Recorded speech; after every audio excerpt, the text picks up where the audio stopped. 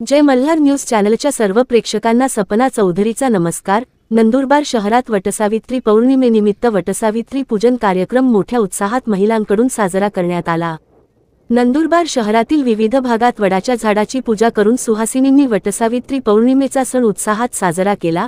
आज सकाळपासूनच वटसावित्री पौर्णिमा पूजन कार्यक्रमास शहरातील विविध भागात सुरुवात करण्यात आली होती।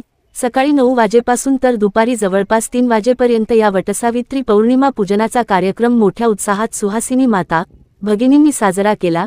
शहरातील श्री स्वामी समर्थ सेवा केंद्र तसेच नंदुरबार शहराबाहेर बायपास रस्त्यालगत असलेल्या मारुती मंदिर परिसरातील वडाच्या झाडाजवळ तसेच दंडपाणेश्वर मंदिराच्या प्रवेशद्वार परिसरात असलेल्या वडाच्या झाडाला तसेच शहरातील अन्य ठिकाणी या वटसावित्री पौर्णिमा पूजन कार्यक्रम सुहासिनी माता भगिनींनी मोठ्या उत्साहात साजरा केला।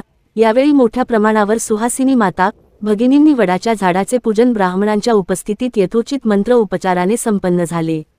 सपना चौधरी, जय मल्हार न्यूज, नंदुरबार।